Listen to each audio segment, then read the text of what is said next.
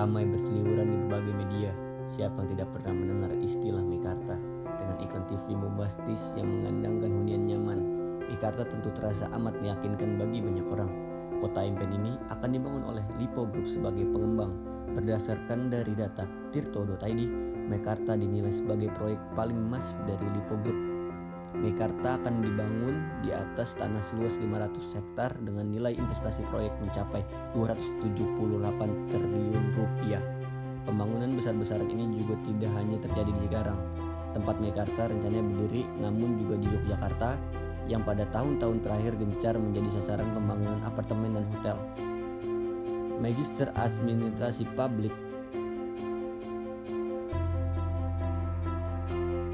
Gregorius Riwurianto sebagai pematik membuka diskusi dengan memutar iklan televisi Meikarta dan sebuah video analisis iklan tersebut. Melalui iklan tersebut, secara jelas Jakarta dan Meikarta digambarkan sebagai sesuatu yang kontras. Narasi yang dibangun tentang Jakarta begitu menakutkan, di mana banyak polusi, kekumuhan, serta kemacetan di mana-mana dengan tone warna gelap. Padahal pengembangan properti juga memiliki andil atas terciptanya hal-hal tersebut, yang sedikit banyak juga menyingkirkan masyarakat miskin. Sebaliknya, Meikarta dideskripsikan sebagai sebuah kota yang maju dengan langit yang cerah, di mana kawasan ini akan memiliki teknologi tinggi dan juga taman yang direncanakan mirip dengan Center Park di New York.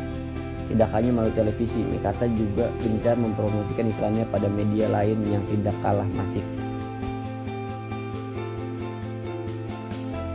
Oleh Gregorius, cara pemasaran mereka ini dilakukan untuk meningkatkan daya untuk modal yang sebelumnya telah mereka tanam. Nilai investasi Meikarta yang mencapai nilai 278 triliun rupiah ini itu setara dengan APBD Jakarta selama 4 tahun, ungkapnya. Lebih lanjut, ia mengungkapkan bahwa Meikarta menguncurkan biaya yang pemasaran dan iklan sebesar 700 miliar rupiah, di mana dalam dataran ini ia merasa bahwa pemasaran Meikarta telah bermain dalam wilayah propaganda dan bukan sekedar pemasaran dalam menciptakan sebuah kota.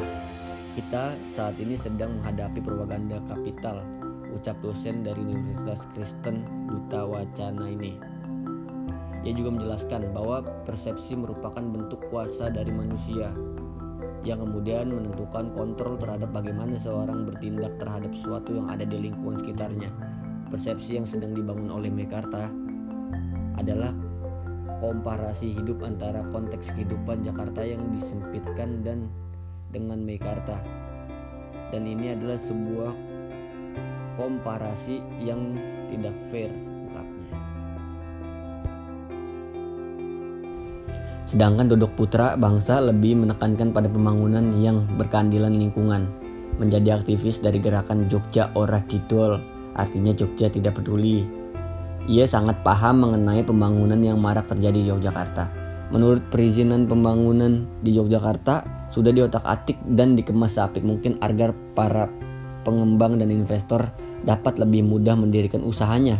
Jadi ancaman itu sifatnya administratif saja, kata Dodok. Selain itu, permasalahan perizinan, hal yang dihadapi lainnya adalah pembangunan yang tidak utuh.